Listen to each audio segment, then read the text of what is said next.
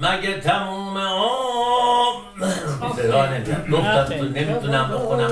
اوکی پایین تر چیز کنیم. مگه تموم عمر چند تا بهاره، مگه تموم عمر چند تا بهاره، باقی مونده که جز مختصری نیست، اینجور گواهی میده قلبم، اینجور گواهی میده قلبم، این شام سیاه را سری نیست. ببین چند تا بهار اومد و از تو خبری نیست، ببین چه کرده غم با من و از تو اثری نیست.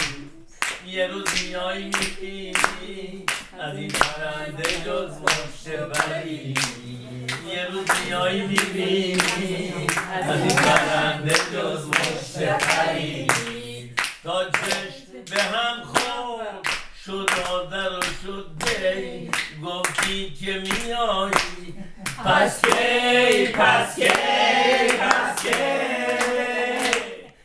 عمر من خسته با یاد تو شد کی، گفتی که میایی پس کی پس کی پس کی، ندار که سر بره جام صبوری، طولانی تر از این بشه دوری، میگی سر کنم چقدر و تا که میگی شاد باشم آخه چه دوری، مگه تموم عمر چند تا بهاره.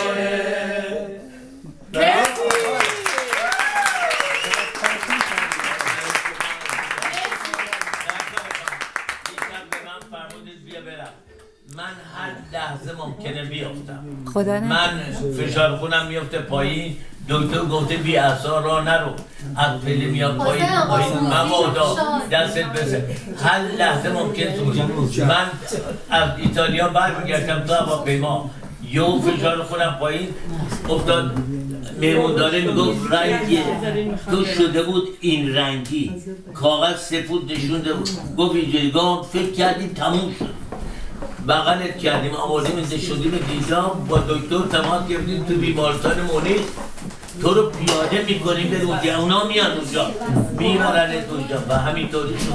بنابراین هر لحظه ممکنه من برم، بنابراین من اصلا خطرناکه بیام، حتی تکون بخوام بیفتم وسط زمین. من نشون دادم اینجا دراز کشتم نیومده بودیم، یه استخوان بیجا در اومده که فقط میتونه رو مهرهای پشتم، یه چی در داده، یه گردو اینجا گرفتن دست قشنگ تو دست گرفتن اینا. بنابراین زندگی کوتاهه، قدرشو بدید. برای همه همین آقای بله، برای همه اصلا به سن و جنسیت من دارم میگم قدرشو بدونیم، نگفتم من باید قدرشو بدونم. بله. من از لحظه زندگیم لذت بردم، تو مهرها میشینم، یه هم صندلی گذاشتم، از این اول تا آخر بشکم میدادم لذت درسته، باید لذت ببر از زندگیش. بله. این خانمان که میرفتن شمال خانم اینا